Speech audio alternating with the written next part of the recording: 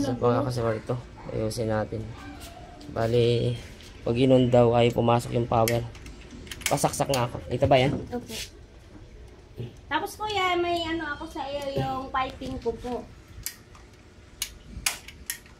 Bali, ay pumasok yung power, tapos bigla na lang nangangamoy, ano? Oo.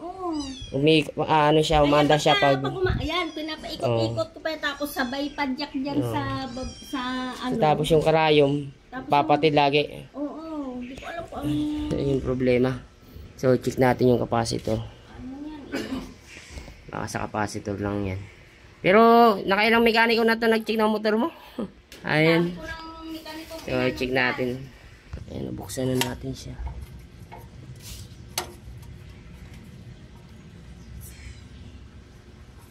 Okay, check natin itong ano ito. Ang daming ano yan na, yung needle bear, gumagalaw. Ah, naku. Yung needle So, bear, sabi check ko, natin itong capacitor. Tester natin. Hindi ba pwedeng ayusin yung needle bear? Sabi, naku, parang hindi mo na mababasa Check yung... natin yung capacitor. Bagong palit lang to capacitor? Hindi. Ay, ano yan, nakailang palit na ng kapasitor yan. Kaso Wala lang, na, capacitor. parang isang linggo na yung Yan. pinapalit. 2.5 na lang.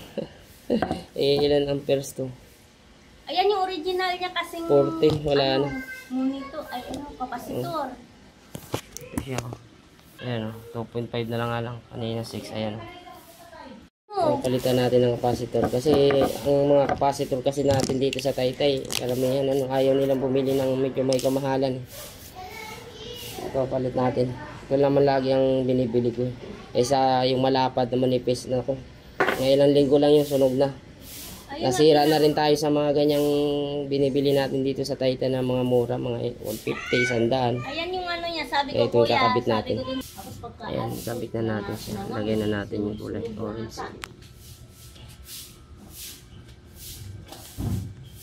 Ayan, bali na ikabit na natin. Subukan niya natin pandarin on. Ayan, automatic na siya. Ayan, ang masasabi ko lang kasi pag mga ganyang capacitor, meron kasi tayo dyan sa Taytay na ang mumura lang ng capacitor ako. Nasira na rin tayo dyan sa capacitor nila dyan kasi talagang mumurahin lang din. Mga ilang linggo lang, wala, balik ka na naman, sunog ka na. Kaya yan talagang binibili ko. May kamahalan nga lang ito. Kaya doon na rin tayo kahit may kamahalan basta tatagal. So yan, yun lang. Ayusin pa natin yung papatid na karayom. Bali na check natin. Nakita natin yung karayom na to tumatama rito sa looper. Kaya adjust natin yung timing nya para hindi to tatama rito sa looper, sumasabit eh. Kaya ito yung isang kasi pag ganyan sumasabit, ito napupulupot sa likod. Kaya yan ang ayusin natin to. Pagawin natin timing nya, tulak natin dalawang looper papunta rito. So yan, bali check natin ha. Yan, wala na, malayo na yan. Lamis kasi tinulak rin natin itong looper papunta rito eh. Ayan, wala. Okay na to. Ayan, taas.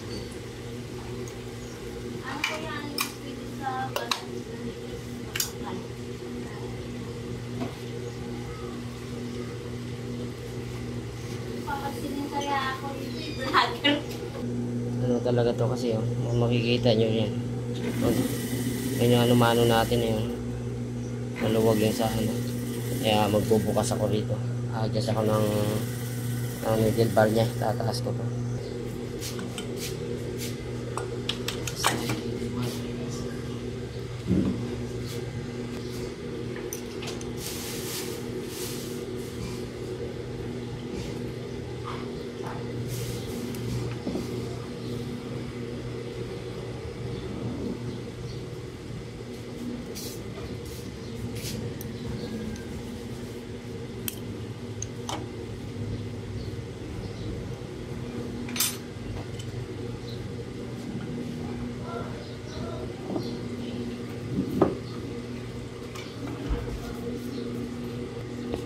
Tingnan natin.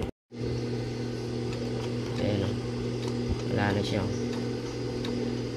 Yun nga, minsan kasi pag lumubo ito, pag ganoon mano, tapos biglang lulubo siya rito, ibig sabihin magpapatid talaga yan. So So, tapos pasadaan natin siya ngayon ng mabilisan kung magpapakid ba.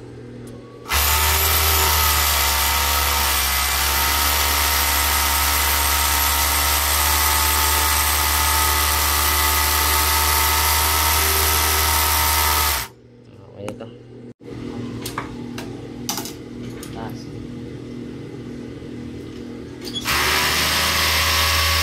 Malaki yung stitches.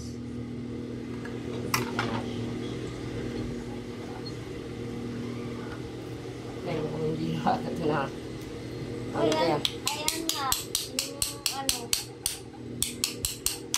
Yung ginawa yung makin ko. Stock up dito din. Stock up.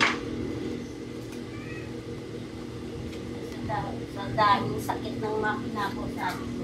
Kaya bago ako pumunta dyan sa overlock, dito muna ako, lahat. Parang punta ko dyan, puro itch. Okay naman yun. Oh, ito, okay na ba ito? Ano pa? Pilitan pa. Yan, okay na yan. Okay, yan ito. Sinsin naman pag sobrang nagilitan. Para sa masinsin na yun, ano. Masyado.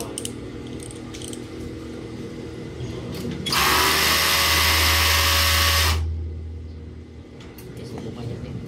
Ano ba yung piping mo? Ito, oh, yung ano yan. Piping naman daw. Napakan mo siya, hindi siya Oh, namamatay lang. namamatay. Pag-apak mo pa lang ng ganyan, Mm. ano na sa tigil na. Pero mabilis ang pasok ng kuryente. Oo, Katulad nun na, walang ano? problema yung kuryente niya. Kasi Sige, lang yung sige. pagpadyak, tumitigil yung power. Sige. Wala tayong screw na rito. Pero nakakit naman pala. Matigas na. Hindi raw daw umakyat yung langis. Ay, namamatay. Ano problema nito?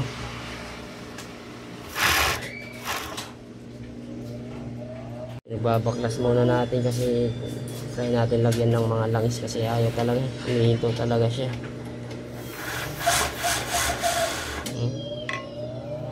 Ito talaga.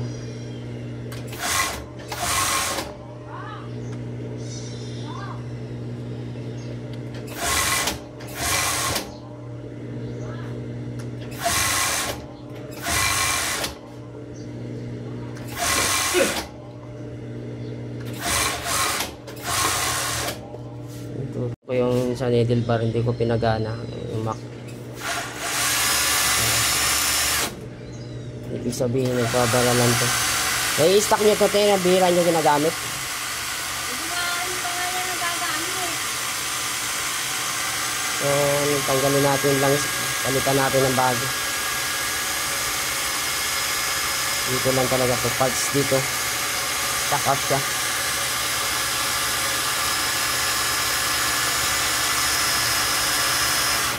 So ganyan lang yung mag-check niya kung sakaling nag-i-stack up yung makina nyo.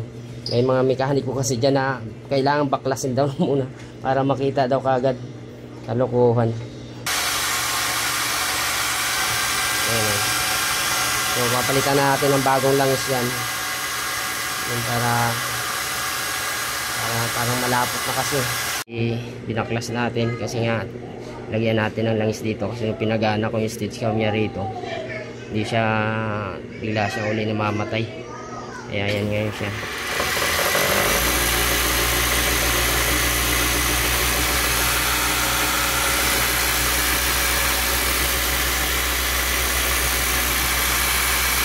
Papatayin na lang natin. Dami pa kanina dito ng ano, punong-puno ito ng sinulid. Ayan, babalik na natin siya, papatayin natin. Ayan, bali na okay na siya, pinanda na natin ng mabilisan, tapos pinalitan na rin natin ng langis. Okay na yan. Ayan, salamat dito sa kanila kuya kaya tiwala sa pagpagawa ng mga makina nila rito. Wala namin mapapanood dyan. Salamat. Okay, upload natin to sa YouTube o kaya dito sa Facebook page natin. So, yun nga sa mga gusto magpa-service dyan, on call so may mechanic tayo, home service. Ayan, o PM na lang kayo dyan kung sakaling gusto nyo magpa-service. So, salamat. Hanggang dito na lang.